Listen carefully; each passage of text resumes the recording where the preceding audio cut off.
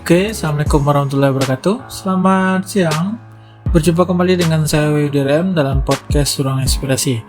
Ruang Inspirasi hadir pada episode ke-22 memang dengan mengangkat topik mengenai memahami dan cara membuat sebuah landasan atau kajian teori penelitian yang biasanya kita temukan pada bagian bab 2. Kali ini kita akan coba mengupas bagaimana cara membuat landasan teori, bagaimana cara kita memahami seperti apa fungsi dari landasan teori, dan bagaimana cara kita untuk menyusun dan merangkai beberapa teori menjadi sebuah kerangka berpikir yang nantinya akan kita bahas pada kerangka konseptual pada podcast berikutnya. Jadi sebelum kita lanjut kepada pembahasan materi pada kali ini, silahkan di like, di komen, serta di subscribe YouTube channel ini sehingga dapat bermanfaat bagi kita semua. Terima kasih.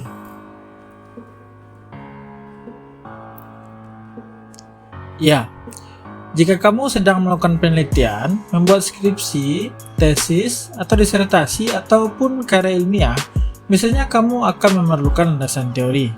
Nah, landasan teori umumnya terdapat pada bab 2 dan berisi tentang teori-teori yang dapat mendukung sebuah penelitian. Landasan teori, kalau kita bahas berdasarkan pengertiannya, adalah sekumpulan teori-teori yang relevan dengan penelitian yang sedang dilakukan, yang selanjutnya dijadikan dasar analisis untuk menjelaskan fakta-fakta yang ada. Ada beberapa pendapat sebenarnya apa perbedaan antara landasan teori dan tinjauan pustaka. Dua hal ini merupakan satu hal yang berbeda. Tinjauan pustaka merupakan kajian atau review dari penelitian-penelitian yang pernah dilakukan sebelumnya. Sedangkan landasan teori merupakan teori-teori relevan yang mendukung penelitian yang sedang dilakukan. Perbedaan lainnya adalah tinjauan pustaka digunakan sebagai dasar argumentasi untuk melakukan sebuah penelitian, sedangkan landasan teori digunakan untuk menguatkan dilakukannya sebuah penelitian. Landasan teori itu tidak sebatas kita mengumpulkan teori-teori saja kemudian menguraikannya, namun juga harus memenuhi fungsi dari landasan teori itu sendiri. Yang pertama adalah eksplanasi, yakni memperjelas masalah yang akan diteliti, sehingga dapat kita uraikan teori itu dengan masalah yang kita telah pilih tadi.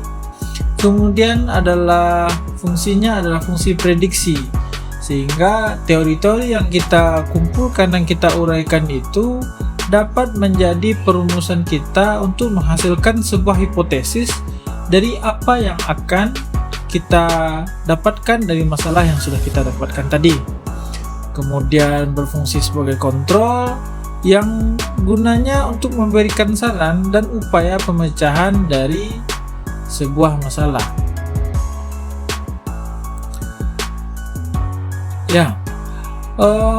Yang pertama, bagaimana cara kita membuat landasan teori?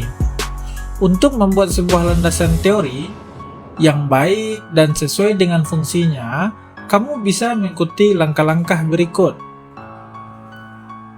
Yang pertama, menentukan teori. Langkah pertama yang harus kamu lakukan adalah menentukan teori-teori yang relevan dengan pokok permasalahan penelitianmu. Kamu bisa melakukan ini dengan menetapkan apa saja variabel yang diteliti. Untuk mencari variabel, kamu bisa menggunakan judul penelitianmu sebagai dasarnya, sama seperti ketika kamu membuat latar belakang. Misalnya, kamu menemukan masalahnya ini, dan dari masalah itu kamu hadirkan sebuah judul penelitian. Dari judul variabel penelitian itu, bisa kamu bagi variabel-variabel berdasarkan apa yang ingin kamu ungkap, sehingga kamu bisa menetapkan apa-apa saja teori yang akan kamu tentukan sesuai dengan pokok permasalahan penelitianmu. Yang kedua adalah mengumpulkan sumber. Langkah berikutnya adalah mencari dan mengumpulkan sumber sebanyak-banyaknya.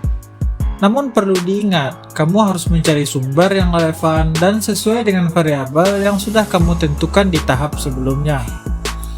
Sumber yang kamu dapatkan itu bisa mulai dari publikasi ilmiah seperti artikel jurnal, buku-buku yang sudah mempunyai ISBN, atau proceeding yang sudah diterbitkan berdasar dari seminar internasional ataupun seminar nasional, ataupun artikel-artikel yang mempunyai sumber yang bisa dipertanggungjawabkan. Maksudnya sumber yang dipertanggungjawabkan ini bukanlah sumber-sumber yang tidak ada sumber atau yang tidak bisa dipertanggungjawabkan. Contohnya dari blog dan dari agenda-agenda yang ada di internet lainnya. Pastikan sumber yang kamu ambil adalah sumber yang kredibel dan usahakan yang terbaru. Karena apa yang terbaru? Karena 5 tahun terakhir atau 10 tahun terakhir yang terbaru itu menandakan bahwasanya penelitian atau sumber-sumber yang kamu dapatkan itu memang update keilmuannya. Sehingga jika kamu mengambil teori 10 tahun atau 5 tahun terbaru, maka setidaknya implementasi dari keilmuan berdasarkan teori yang kamu pilih itu memang terupdatekan.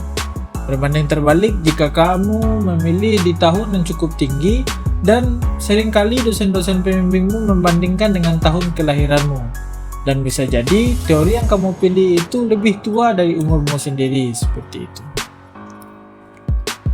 Selanjutnya adalah menyeleksi sumber. Menyeleksi sumber adalah suatu cara berikutnya yang harus kita lakukan. Seleksilah setiap sumber yang sudah kamu dapatkan. Baca dan analisislah poin-poin penting yang ada di dalam sumber. Apakah sudah sesuai dengan variabel yang akan diteliti? Kalau sudah, maka kamu bisa gunakan sumber tersebut sebagai bahan untuk membuat landasan teori. Jika ada definisi atau teori yang sama antara satu sumber dengan sumber yang lain, kamu bisa bandingkan terlebih dahulu kira-kira mana yang paling relevan dengan penelitianmu. Kalau keduanya juga relevan, kamu bisa ambil salah satu yang tanggal terbitnya lebih terbaru. Karena dengan mengonsep sebuah teori berdasarkan keterbaruan atau publikasinya yang terbaru atau bukunya yang terbaru, berarti ada upaya kamu untuk mengupdate keilmuan yang ingin kamu uraikan dalam teori yang kamu pilih. Setelah itu, merumuskan kembali teori yang sudah kamu pilih. Setelah selesai menyeleksi, kamu tinggal merumuskan kembali teori yang disebutkan dalam sumber. Catat terlebih dahulu mulai dari judul, siapa penulisnya, dan kapan tahun terbit sumber yang kamu kutip. Selanjutnya, kamu bisa merumuskan kembali teori tersebut dengan bahasa kamu sendiri tanpa merubah maksud atau isinya.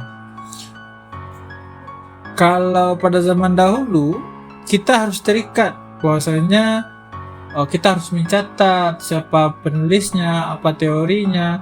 Sekarang, di zaman sekarang, sudah banyak alat secara online yang sudah bisa kamu pilih untuk mengumpulkan referensi itu. Namanya adalah Mendeley. Kita nanti juga akan membahas mengenai Mendeley.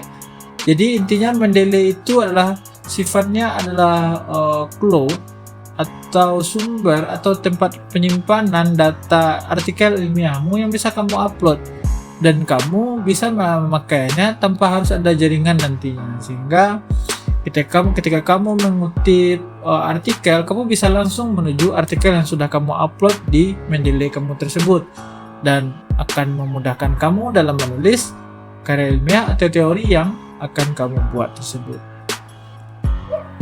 Kemudian menuliskan landasan teori. Ini adalah bagian yang terakhir. Kamu tinggal menuliskan teori yang sudah kamu kumpulkan menjadi satu landasan teori dalam laporan, skripsi, tesis disertasi, ataupun karya ilmiahmu. Penulisan landasan teori akan erat kaitannya dengan menulis kutipan dan daftar pustaka. Oleh karena itu, kamu harus benar-benar memperhatikan bagaimana caranya mengutip teori dari orang lain. Selengkapnya, kamu bisa mempelajari cara menulis kutipan dan cara menulis data pusaka pada beberapa buku atau beberapa sumber yang ingin kamu dapatkan.